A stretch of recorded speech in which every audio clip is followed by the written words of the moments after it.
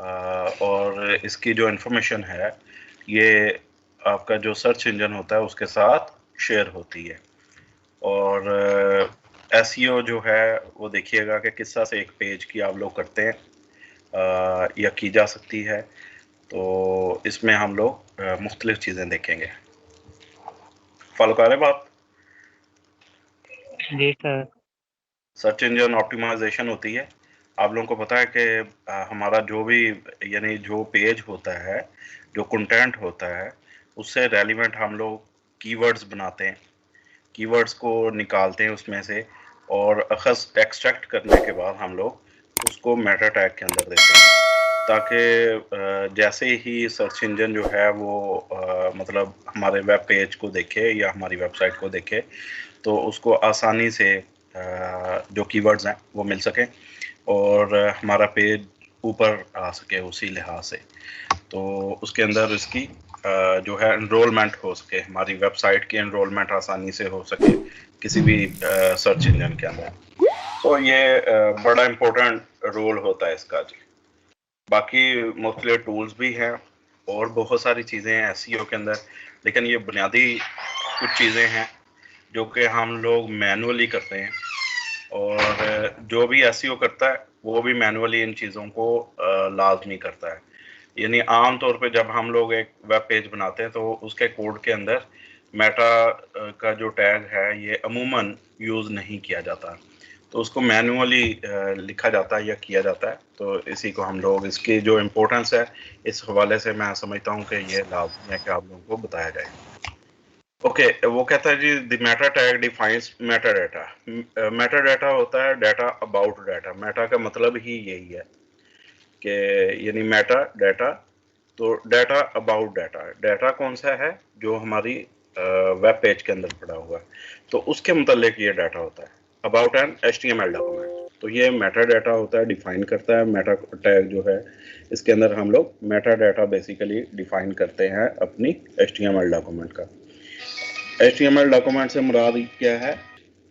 Okay, फिर वो कहता है जी मेटा डाटा इज डाटा, यानी इंफॉर्मेशन होती है अबाउट डाटा, यानी ये डाटा ही होता है, ये इंफॉर्मेशन होती है अबाउट डाटा। डाटा कौन सा जिससे मुतल्लिक ये इंफॉर्मेशन होती है? ये हमारे वेब पेज के अंदर जो डाटा होता है उससे मुतल्लिक ये इंफॉर्मेशन होती है। अभी नेक्स्ट हम लोग इसको प्रैक्टिस करेंगे तो आपको ये समझ आ जाएगी। ओके, नेक्स्ट जो पॉइंट है वो कहता है the Meta tags always go inside the head element.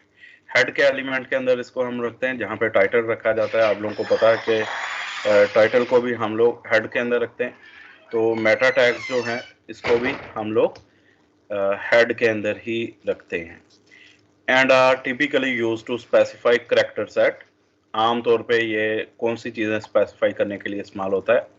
Character set को, page description, keywords, author of the document and view port settings. तो ये जो अमूमन ये चीज़ें हम लोग इसके ज़रिए से स्पेसिफाई करते हैं। क्या क्या चीज़ें? बड़ी इंपॉर्टेंट चीज़ें सारी। करैक्टर सेट होता है जो हमारा पेज यूज़ करने जा रहा है, पेज की डिस्क्रिप्शन होती है, उस कीवर्ड्स होते हैं जो अहम इम्पोर्टेंट हम लोग निकालते हैं कीवर्ड्स अपने जो डॉक्यूमेंट से रेलिवेंट होते हैं, ऑथर का नाम इसमें लिखा जाता है, और view port setting. View port setting इंतहाई अहम है, ख़ास तौर पे मौजूदा दौर के लिहाज से। जब से व्यू पोर्ट जो थी ये बेसिकली आईफोन वालों ने, एप्पल कंपनी ने इस टैग को क्रिएट किया था फॉर देयर सफारी ब्राउज़र। तो सफारी ब्राउज़र चूँकि आप लोगों को पता है एप्पल कंपनी का है, तो उसके लिए उन्होंने इसको बनाया था व्यू पोर्ट का जो सॉरी जो मेटा के अंदर इसकी जो सेटिंग्स है मेटा के अंदर दी जाती है। इसका पर्पज़ यही था कि ये आईफोन के लिए उन्होंने क्रिएट किया था, या अब आप लोगों को पता है कि हम लोग जिस मर्जी डिवाइस के ऊपर अपना ब्राउज़र ओपन करेंगे, चाहे आप एक बड़ी स्क्रीन के ऊपर ओपन कर लें, आप एक लैपटॉप के ऊपर कर लें, एक नोटबुक के ऊपर कर लें, एक डेस्कटॉप कंप्यूटर की स्क्रीन पे कर लें, आप मोबाइल फ़ोन पे कर लें, टैब के ऊपर कर लें, तो ये जो व्यू पोर्ट है ये बेसिकली उसकी स्केलिंग करता है, वेब पेज की स्केलिंग करके उसकी सेटिंग करता है उसके मुताबिक।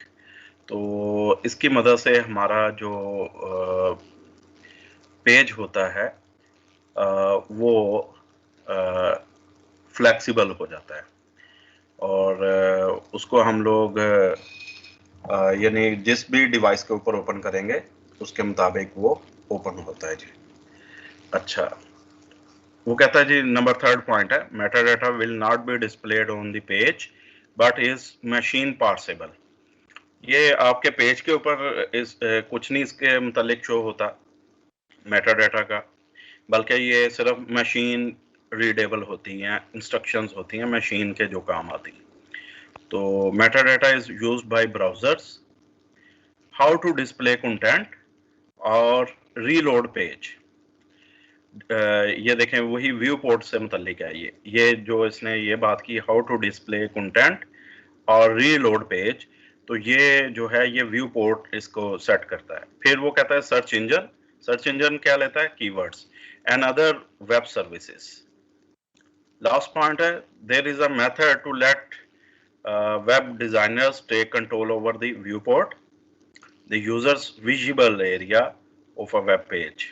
व्यू पोर्ट से वही मुराद है थ्रू द मेटा टैग। तो ये जो है वेब डिजाइनर के लिए ये एक मेथड हमारे पास है व्यू पोर्ट जो है वो कंट्रोल जिसके जरिए से व्यू पोर्ट के जरिए से जिससे हम लोग कंट्रोल करते हैं। सबसे पहले हम लोग मेटा के अंदर यूज करेंगे कार सेट को विच इज UTF-8। तो UTF-8 को किस तरह से हम लोग करेंगे, एक हम पेज बना लेते हैं अभी और साथ साथ इन चीज़ों की प्रैक्टिस कर लेते हैं। पेज को इसको जो टेक्निकली हम बोलते हैं रिस्पॉन्सिव पेज। रिस्पॉन्सिव वो होता है जो किसी भी डिवाइस के साइज के मुताबिक, उसके स्क्रीन के साइज के मुताबिक अपने आप को ऑटोमेटिकली स्केल कर लेता है, एडजस्ट करता है। तो व्यू पोर्ट उसके लिए यूज होता है। हम इस पे दोबारा से डिस्कशन करते हैं। पहले हम लोग स्टार्ट करेंगे इसको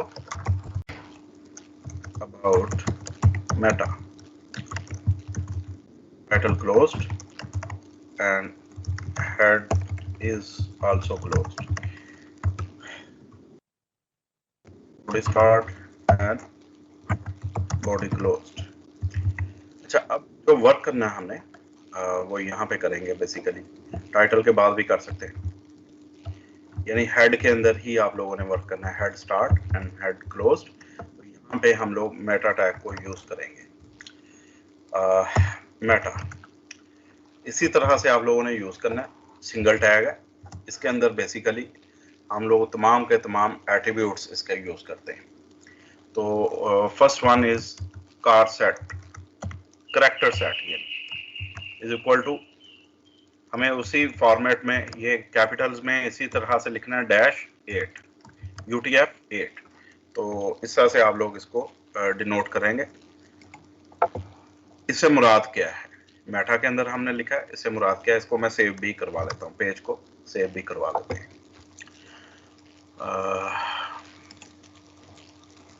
इवनिंग, तो इसका नाम हम बेटे रख लेते हैं meta.htm and all files save।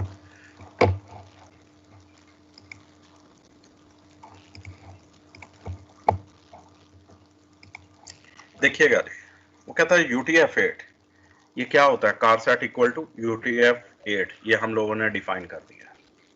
इससे मुराद क्या है, ये मेटा के अंदर क्या करेगा, अब ब्राउजर इसको रीड करेगा और ये हमारे किस काम आएगा। The most popular type of Unicode encoding, ये बेसिकली एनकोडिंग है और ये यूनिकोड की एनकोडिंग है, ठीक है जी सर। आप लोगों को पता है हम लोग कीबोर्ड का यूज करते हैं। फर्स्ट करें मैं कैपिटल A प्रेस करता हूं तो उसका एक आस्की कोड होता है। आस्की भी आप लोगों को पता है एनकोडिंग चलती रही है, बल्कि नीचे इसका जिक्र है। जी sir, American standard for information. ASCII 7, ASCII 8 आई, एब्स्ट्रिक्ट थे शुरू में, एब्स्ट्रिक्ट यानी EB इस तरह से वो बनती थी और फिर उसके बाद यूनिकोड आया।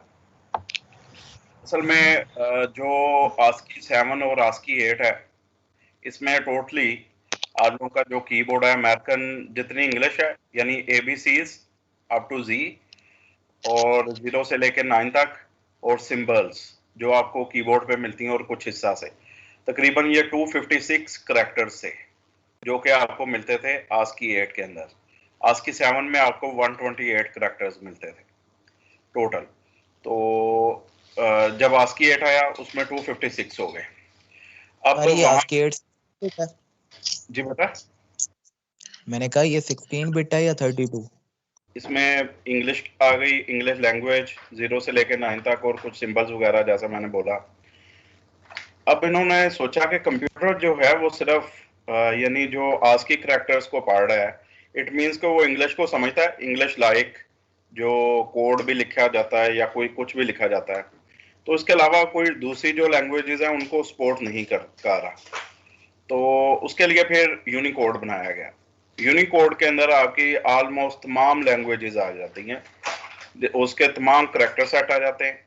यहाँ पे भी जो हम लोग एट्रीब्यूट यूज कर रहे हैं वो कार सेट के नाम का, यानी करैक्टर सेट है उसका। UTF-8 जो है वो बेसिकली एक स्टैंडर्ड है, समझा जाता है आजकल के वेब पेज के या वेबसाइट के लिहाज से। और भी हैं, इसके अलावा और भी हैं करैक्टर सेट, लेकिन इसको एक स्टैंडर्ड समझा जाता है। इससे मुराद यही होती है कि कोई भी लैंग्वेज हम अपने पेज में यूज कर लें तो वो उसको जो है वो मशीन कोई भी हो वो उसको उसके मुताबिक शो कर सकती है। यानी आप लोग किसी भी लैंग्वेज के अंदर वर्क कर सकते हैं फिर, और आप मशीन जो है वो सपोर्टेड होगी। तो मतलब कहने का ये है, यानी उसमें तकरीबन 65,536 के करीब यानी आते हैं करैक्टर्स आते हैं। तो उसमें पूरी दुनिया की तमाम लैंग्वेजेस, बहुत सारी सिंबल्स, बहुत सारी चीज़ें जो हैं वो यूनिकोड के अंदर शामिल हो चुकी हैं।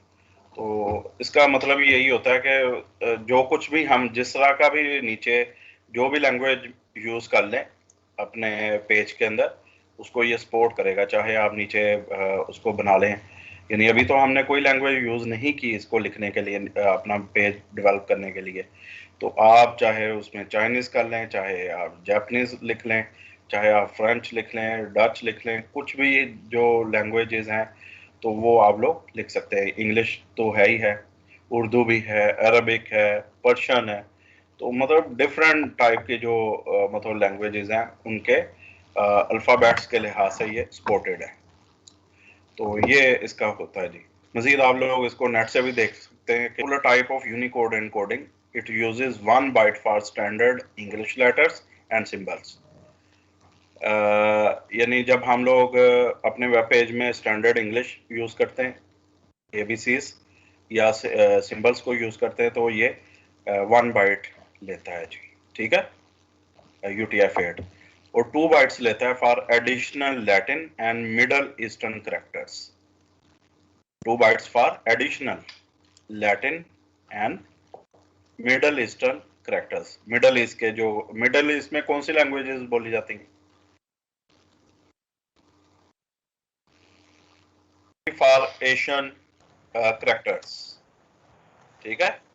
तो चूंकि यूरोप में ज़्यादातर जो है वो चल जाते हैं इंग्लिश लाइक चलते हैं, या इंग्लिश काफ़ी मालिक में चलती है, तो मिडल ईस्ट के लिहाज से वो और लैटिन जो हैं उनके लिए 2 बाइट्स लेता है, और 3 बाइट्स लेता है एशियन करैक्टर्स के लिए। यानी एशियन जितनी भी ज़बानें हैं, एशिया में बड़ी बड़ी ज़बानें, जैसे अभी मैंने बोला जापानीज़ है, चाइनीज़ है, उर्दू है, पर्शियन है, और बहुत सारी हैं, यानी एशिया के हवाले से। फिर additional characters can be represented, जो एडिशनल होते हैं यूजिंग 4 बाइट्स, उनके लिए ये 4 बाइट्स को रिजर्व करता है। UTF-8 is backward compatible with ASCII। ASCII के साथ ये कंपैटिबल है, since the first 128 characters are mapped to the same values. यानी वो कहता है जी, यानी उसके साथ कंपैटिबल इसलिए है कि ASCII 7 जो उसमें क्या होता था, 128 कैरेक्टर्स यूज होते रहे। ASCII के अंदर 128 कैरेक्टर्स थे, तो जो उनकी इनकोडिंग है वही UTF-8 की एनकोडिंग है इसके बिहाइंड भी। तो बाकी जैसे जैसे वो करैक्टर्स यूज होते उसी लिहाज से वो बाइट्स रिजर्व करता है जी, मेमोरी में भी और फर्दर जो है जहाँ पे डाउनलोड हो रहा है या जहाँ पे उसको अपलोड किया जा रहा है, तो वहाँ पे इतना जो है वो मेमोरी उसी लिहाज से यूज होती है। समझ आ रही बात कुछ क्या नहीं? इसको बना लेते हैं अपने पेज को।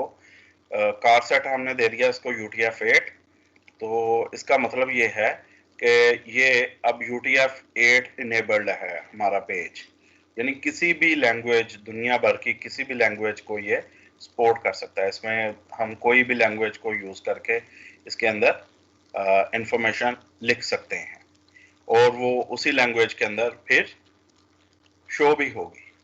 समझ आ रही बात?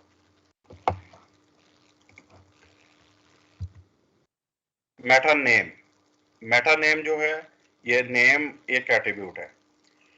नेम के अंदर काफी सारी चीजें, मसलन नेम के अंदर उसने कहा जी कीवर्ड्स है, नेम उसका कीवर्ड, और फिर कंटेंट इक्वल टू, यहाँ पे कीवर्ड्स लिखे जाते हैं और ये डबल कोट्स के अंदर लिखे जाते हैं और कोमास जो हैं इनको सेपरेट करके कोमा सेपरेटेड होते हैं ये तमाम के तमाम कीवर्ड्स।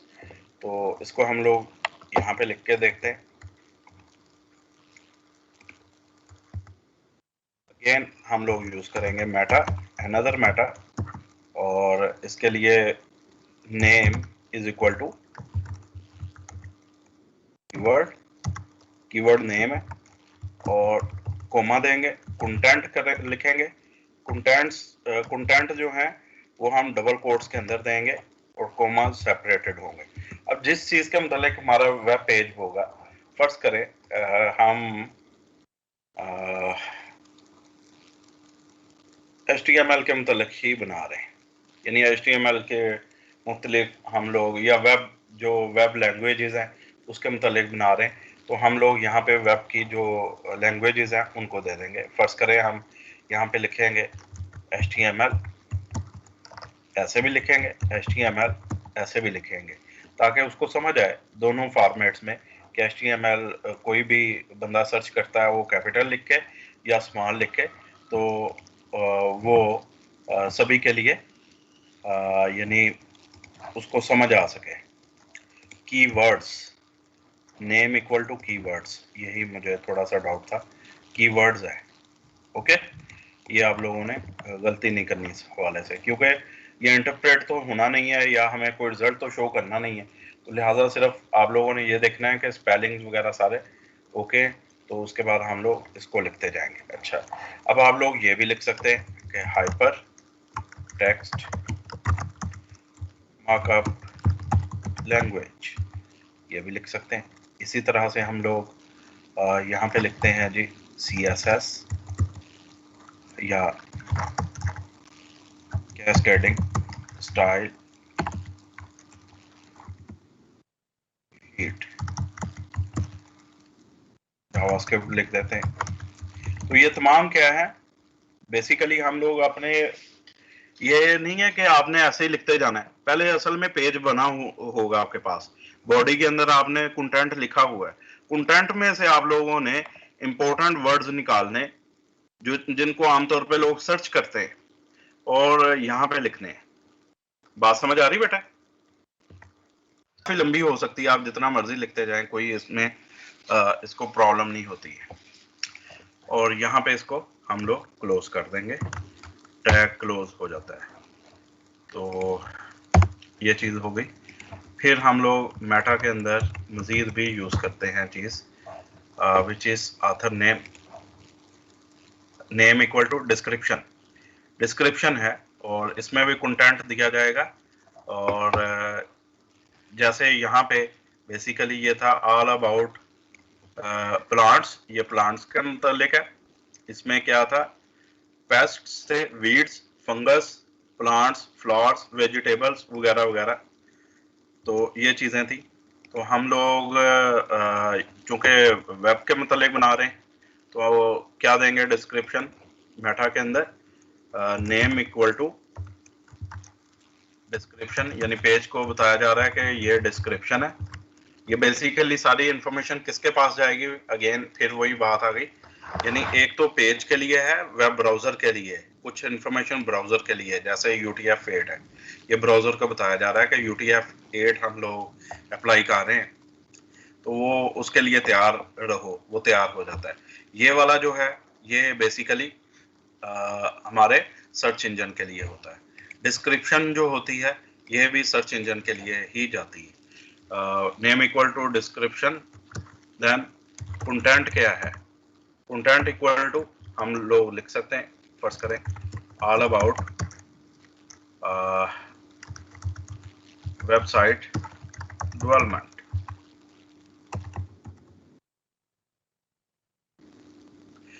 ये मैंने एक सिंगल सेंटेंस लिखा है, लंबी भी डिस्क्रिप्शन हो सकती है, आप लोग ज्यादा भी लिख सकते हैं। समझ आई बात?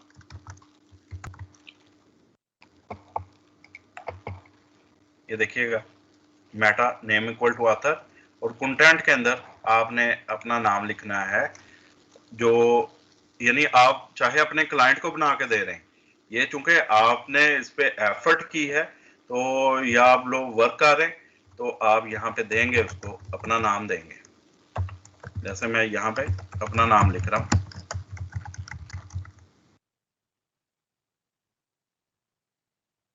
तो इस तरह से जो है ऑथर के लिए हम लोग मेटा को यूज करते हैं। कंटेंट भी हमने यूज कर लिया, कोमा के साथ आप लोगों ने सेपरेट करना है इसको। नेक्स्ट वी हैव, सॉरी यहाँ पे कोमा नहीं है, कंटेंट और इसके दरमियान कोमा नहीं है, कहीं पे भी नहीं है, बल्कि इधर भी नहीं है और ये भी नहीं है, सिर्फ स्पेस है, यानी नेम आ गया और कंटेंट आ रहा है। नेम से वो पहचानेगा कि यानी किस चीज पे फोकस है नेक्स्ट, तो उसमें हम लोग उससे मुतालिक कंटेंट लिख देंगे। डिस्क्रिप्शन है तो ये डिस्क्रिप्शन लिख दी, कीवर्ड्स है तो कीवर्ड्स आगे लिख दिए, बाकी जो जिस चीज से मुतालिक होगा वो मेटा होगा, तो वो खुद ही उसको पहचान लेगी। हाँ जी, व्यू पोर्ट है जी, ये इम्पोर्टेंट है, इसको मैं ऐसे ही कॉपी कर लेता हूँ, meta name equal to viewport, और यहाँ तक इसको मैं कॉपी करके इधर पेस्ट करवा देता हूँ। नेम इज इक्वल टू, ये नेम है व्यू पोर्ट और कंटेंट है, देखे डबल कोट्स में, width equal to device width, initial scale है 1.0, यानी जो भी इसको डिवाइस मिलती है, जो उसकी विड्थ है वो उसके मुताबिक उसको विड्थ सेट कर दे, और इनिशियल स्केल जो है उसका 1 रखे, ठीक है। तो ये जो चीज है ये बेसिकली उसको रिस्पॉन्सिव बनाती है, हमारे पेज को रिस्पॉन्सिव बना देती है, अगर ये ना हो तो रिस्पॉन्सिव नहीं रहता। क्लियर हो रही बात? तो ये व्यू पोर्ट जो है इस तरह से ये यूज होगा। नेक्स्ट देखते हैं। हाँ जी, ये है HTTP इक्विवेलेंट किसके है, रिफ्रेश हम दे रहे हैं, और रिफ्रेश करे कंटेंट को हर कितने सेकंड्स के बाद। यहाँ पे कंटेंट इक्वल टू 5 लिखा हुआ है, और रिफ्रेश करने के बाद जो पेज है, यानी हमने आगे वो दे दिया है पेज, तो उस पे वो चला जाएगा। और यहाँ पे चूंकि हम दे रहे हैं 20, कंटेंट इक्वल टू 20, अगर ये नहीं देते, URL नहीं देते और सिर्फ इतना दे देते हैं हम लोग जैसे ये लिखा हुआ है, तो वेब पेज जो है हमारा हर 20 सेकंड्स के बाद ऑटोमेटिकली रिफ्रेश होता जाएगा। ये आमतौर पे ऐसे पेजेस में हम लोग देते हैं, ये वाला मेटा जो है, इसको मैं कॉपी कर रहा हूँ, पेस्ट करवा देते हैं। जैसे आप लोगों ने बेटा देखा है वो क्रिक इन्फो की वेबसाइट है, क्रिकेट इन्फो की, ESPN की, उस पे क्योंकि मैच आ रहा होता है तो स्कोर आ रहा होता है, हर वो थोड़ी देर के बाद ऑटोमेटिकली पेज जो है वो रीलोड होना शुरू हो जाता है। रीलोड होना रिफ्रेश होना एक बराबर है। तो यहाँ पे अगर यानी ये वाली आप कैपेबिलिटी देना चाह रहे हैं अपने पेज को, यानी डाटा, चूंकि वो भी एक डायनामिक वेबसाइट है, यानी हर जो 10-15 सेकंड के बाद जो भी स्कोर है, जो भी अपडेट्स हैं, उसके मुताबिक उसको पेज को अपडेट कर रहा है। तो वहां पे हमें ये वाला देना पड़ता है मेटा के अंदर, और हम लोग ये 20 से मुराद क्या है, 20 सेकंड। समझ आ रही बात?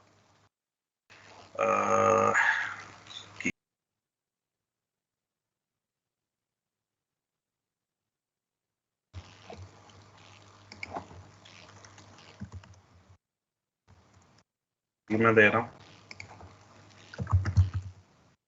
ओके, ये बॉडी के अंदर मैं दे रहा हूँ जी।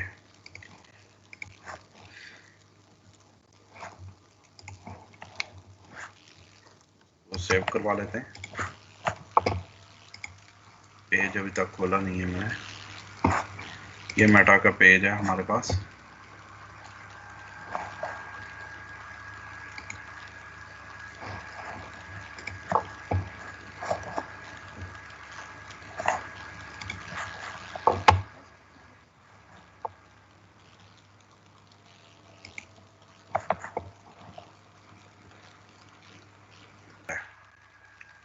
Yes sir.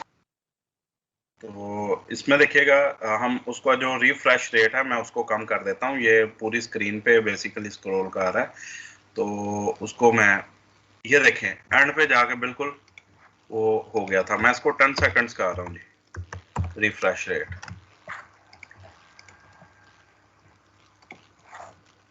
इसको रिफ्रेश करते हैं। अब देखिएगा after 10 seconds it will be automatically refresh. ये देखें जैसे ही वहां तक पहुंचा है, 10 सेकंड्स हो गए थे, दरमियान तक पहुंचा है, तो वो दोबारा से रिफ्रेश हुआ पेज। यू फॉलो इसमें? अच्छा, एक इसने यहाँ पे यूज किया है URL। तो ये URL का मतलब क्या है? URL का मतलब ये है कि रिफ्रेश होके, तो वो क्या कहते हैं यार उसको, यानी डाइवर्ट होके हो जाता है, वो क्या बोलते हैं उसको, यानी दूसरे पेज पे चला जाता है। मेरे अगर हम URL दे दें ना इसी के अंदर, आफ्टर 10 सेकंड्स ये क्या होगा, रीड डायरेक्ट होगा, और रीडायरेक्ट होके इस पेज पे चला जाएगा। जो भी आपने पेज दिया होगा उसके ऊपर चला जाता है। यानी एक पेज आपने ओपन किया, जैसे अक्सर होता है एक पेज ओपन होता है, आप अभी थोड़े से आपको टाइम होता है, तो वो रीडायरेक्ट होके किसी और पेज पे चला जाता है, एक नया URL ओपन हो जाता है। देखते हैं इसको, ये देखिएगा, इसको मैं रिफ्रेश कर रहा हूँ, चेक करते हैं। आफ्टर 10 सेकंड्स, जैसे 10 सेकंड्स गुजरेंगे,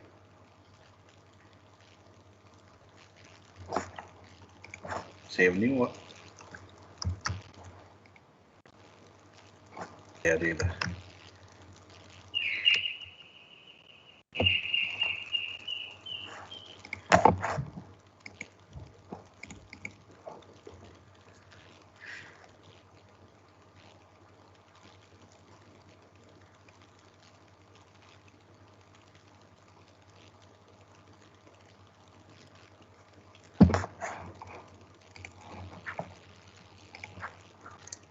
अब इसको मैं इसमें ओपन करके देखता हूँ, यहाँ पे चेक कर लेते हैं।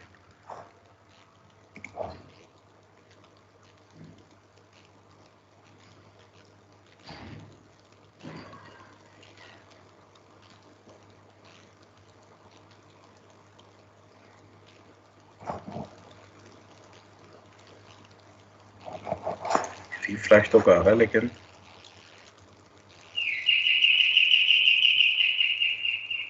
अच्छा, यहाँ पे ये मसला है जी।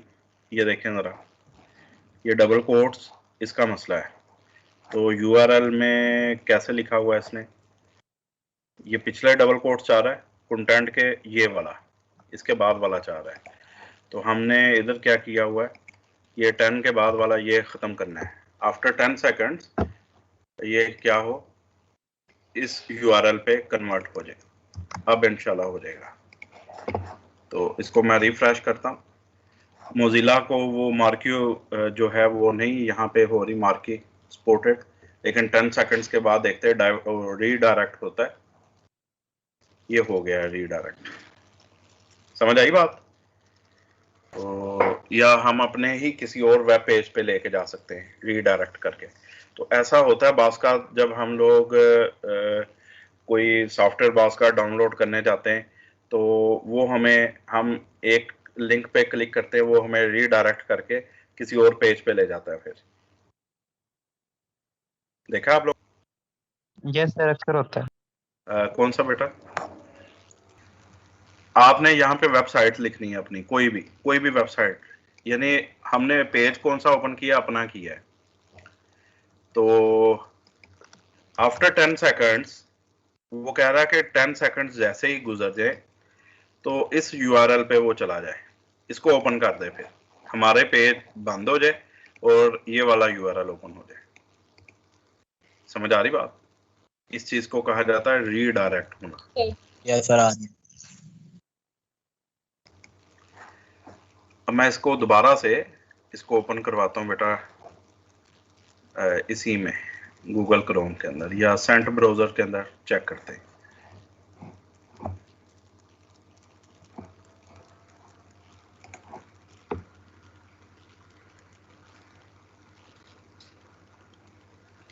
टेन सेकंड्स गुजरेंगे तो रीडायरेक्ट हुआ और एक नया उसने यूआरएल ओपन कर दिया। कुछ समझ आई बात? जी सर। ठीक है। नेक्स्ट है जी,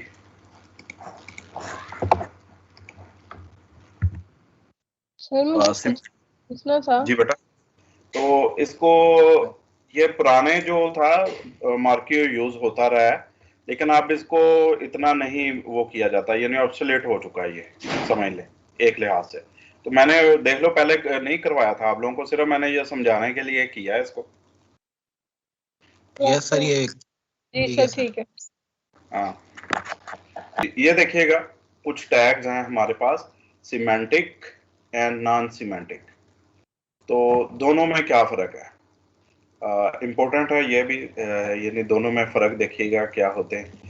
सिमेंटिक से मुराद ये है जो क्लियरली डिस्क्राइब करते हैं its meaning to both the browser and the developer, यानी दोनों के लिए ऐसा एलिमेंट जो कि ब्राउजर और डेवलपर दोनों को क्लियरली उसके मीनिंग बताता हो।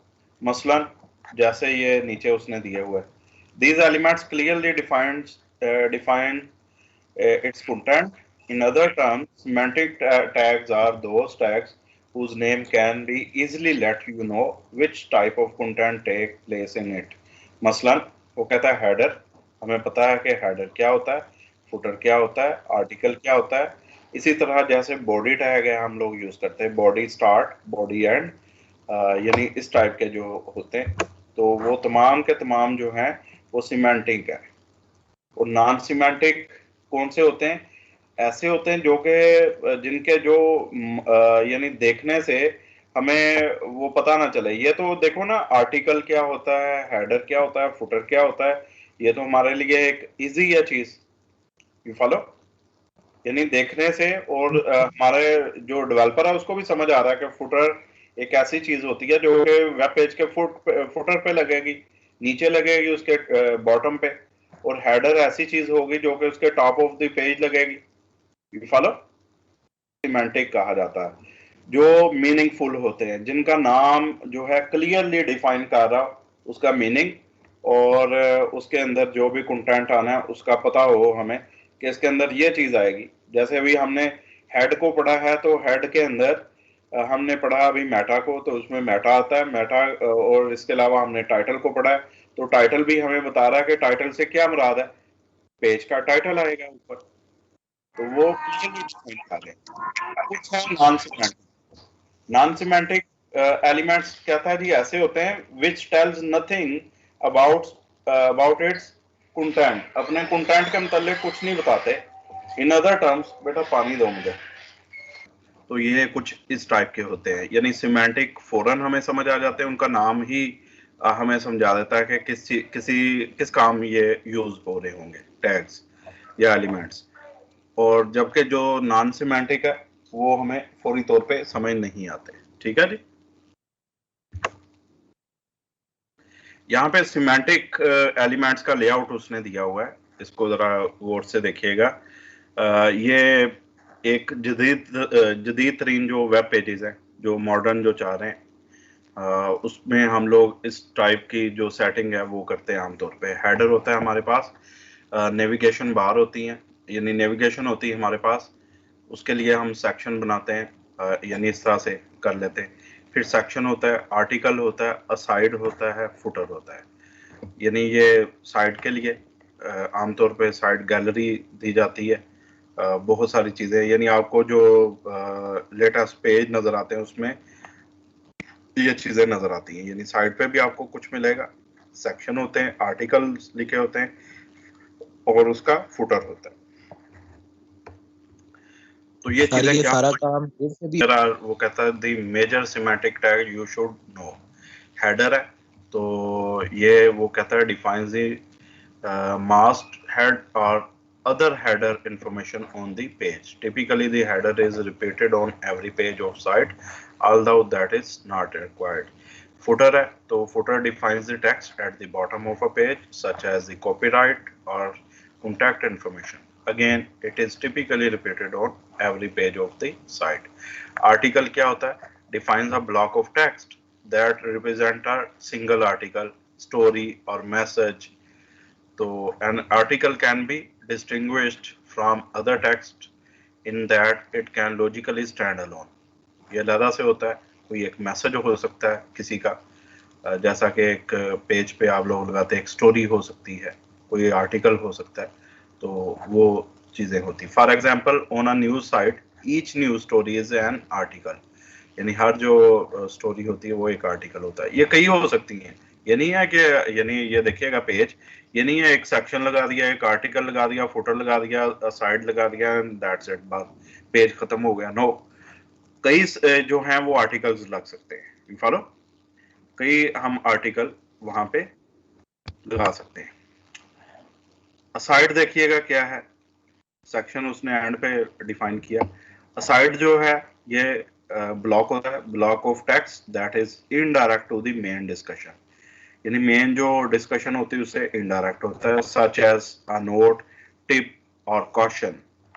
ठीक है, साइड पे लिखी हो सकती। And aside can be distinguished from other text in that it could be pulled out and discarded without disrupting the main document in which it appear.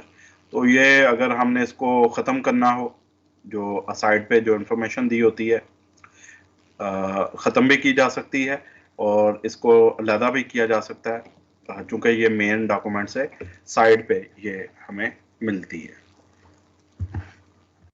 Section, section जो होता है वो कहता है डिफाइंस अ जेनेरिक कंटेंट और application section. Example of section would be book chapter on the numbered section of a thesis.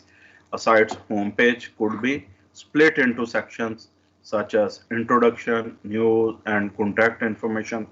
यानी हम लोग सेक्शंस में डिवाइड कर लेते हैं अपने वेब पेज को, मुख्तलिफ सेक्शंस। जैसे हम लोगों ने देखा था इसका, फिर वही आ जाती हैं कि आप कोई ई कॉमर्स वेबसाइट को देखते हैं तो वो जितनी भी गैलरीज उन्होंने दी होती हैं, पिक्चर गैलरीज, वो एक एक सेक्शन के अंदर बना के देते हैं।